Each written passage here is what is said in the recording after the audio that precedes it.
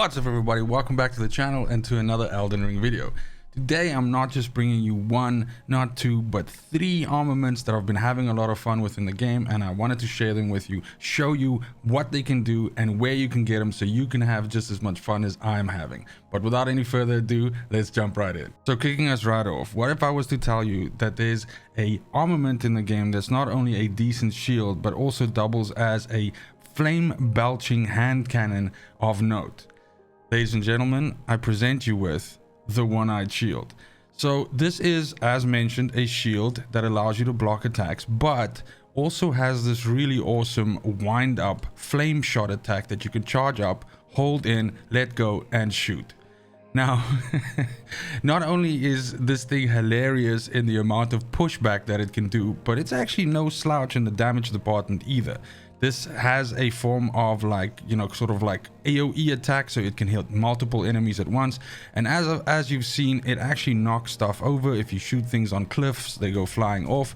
And it has a fairly substantial range on it as well. And the FP consumption is not too bad. Now, of course, the projectile flies in a little bit of a curve. So like you saw there just now, you can have situations where it can hit geometry and little hills and stuff in front of it. So sometimes you have to get a little bit creative in getting the shot to land exactly where you want it to be. But nonetheless, I thought you'd have a lot of fun with this. This is just hilarious. I don't even have this powered up all the way. This is only +9 right now. So there's still one additional level of power that we can get here, but it is phenomenal. Now let's look in how to get it. So once you actually gain access to mountaintops of the giants, you're going to be able to go to the area where you can acquire this shield. Essentially, as you go through this area, eventually you are going to come to White Ridge Road, which is a unlockable camp or a resting site, and right next to it is a Guardian's Garrison. Now that's the building, or that's really the structure that you want access to, because the shield is in there wielded by an NPC that you're going to have to fight. So just starting out from this area here, we can sort of just ride around into the camp. Now this area is infested by flame acolytes and prophets and whatever, so you are going to want to avoid most of them because you don't really need to fight any of them. And you're going to go in here, and as soon as you get to the keep itself, you're going to get dismounted, which is fine, and you're going to run in, you're going to go to the left, and then right over here you're going to see a ladder that takes you up to the next level. Now, if you're fast enough here, you don't actually have to engage any of these enemies because they can be quite irritating. However, as I mentioned, to get the shield, you're actually going to have to pry it out of the cold, dead hands of an NPC, a named NPC that you're going to have to fight.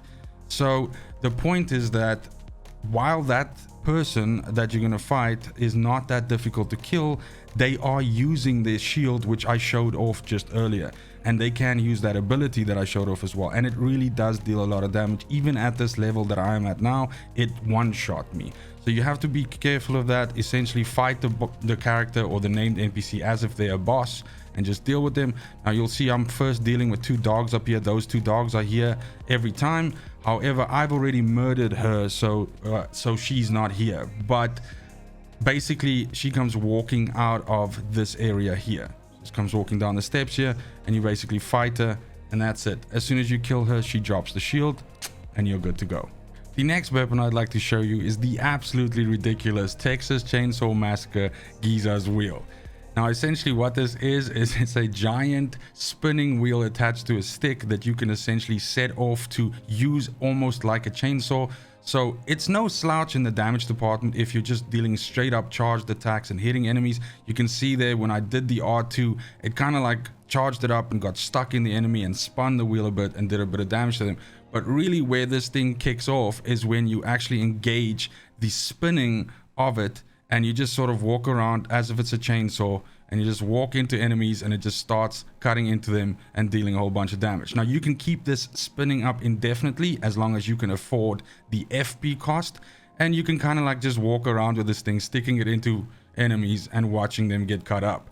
Now this weapon also causes bleed, so if you have anything that stacks on giving you additional damage with bleed, or specifically anything that capitalizes from the fact that you're making enemies bleed, then that's just going to make this do a whole lot better as well. Plus you're going to get the added benefit of additional damage once something actually bleeds. Now let's get you this weapon. So this weapon is actually in the Mount Gelma area, or more specifically in Volcano Manor, although I've noticed that a lot of people are having trouble with navigating this area and specifically getting to Volcano Manor due to the sort of like the way of the land, like how it's set up, and just generally it being quite confusing, like how you basically get from there to there.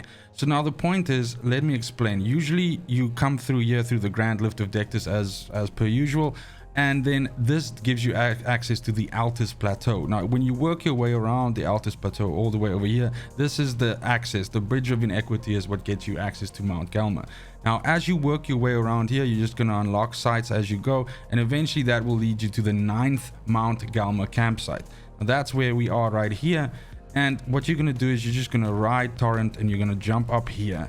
Now this is going to give you access to this upper area here, and you can actually see Volcano Manor in front of you there. Now there's going to be a boss here, a Falling Star Beast, who you don't have to fight to progress here. You can literally just run over here, or rather ride over here, and you can jump straight down and the boss is not going to be able to get access to you.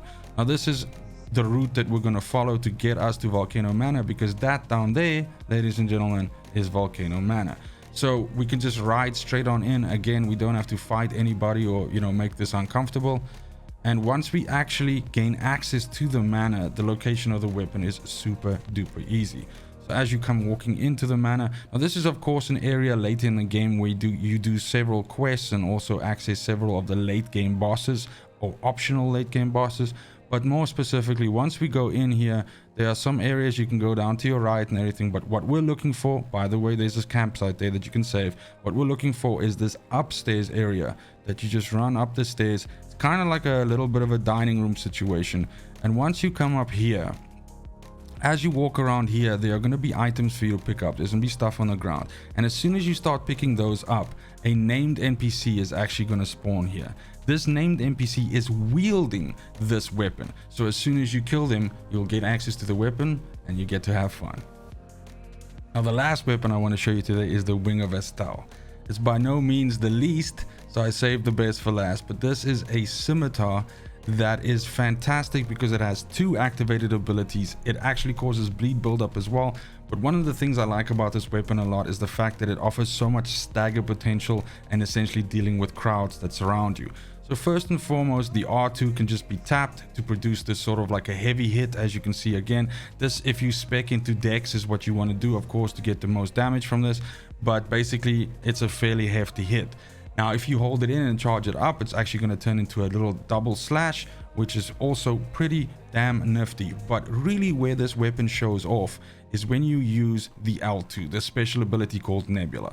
So I can just see the nebula like this, and you'll notice it creates this cascading wave of AoE around me that does a lot of poise damage and actually also staggers enemies.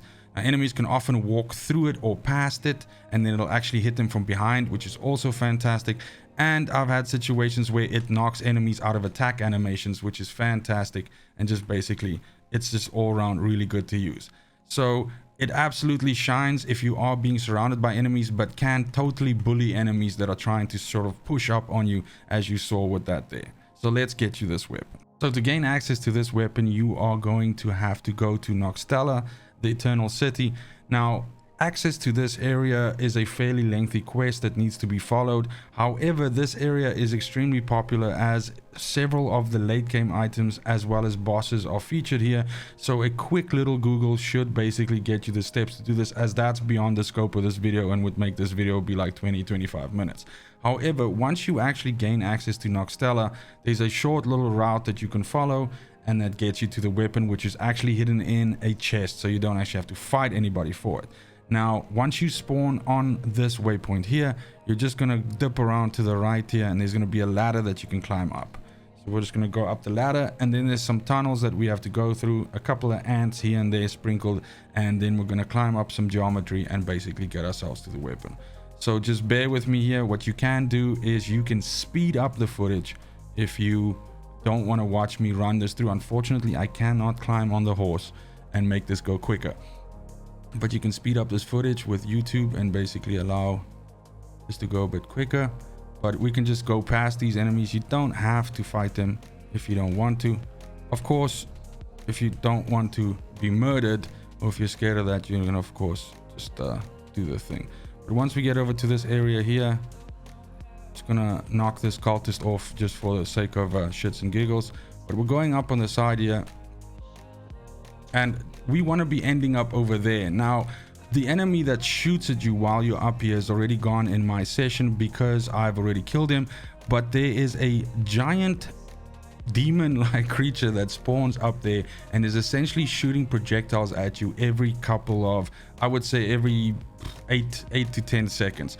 So you just need to be wary of that and move through it. But you can, there's a lot of cover that you can use here, and you can sort of move around. Now the chest that you're looking for is actually going to spawn right here, and this is it. So as soon as you pop this open, you're going to have access to Wings of Astel, and you can start murdering stuff with it. That's it for the video. Thank you so much for watching, especially if you made it this far. I discovered these 3 weapons fairly late in my playthrough of Elden Ring, so the idea of this video is of course to get these into your hands as soon as possible, or if you have them in your inventory, make you aware of just how badass they are. So I hope you have a lot of fun with them, but more importantly, I just want you to have a fantastic morning, a great afternoon, and a super awesome evening wherever you are in the world. And until next video, fucking cheers. They want the best of me now, best of me now, best of me now, best of me. They want the best of me now, best of me now, best of me now, best of me. They want the best of me.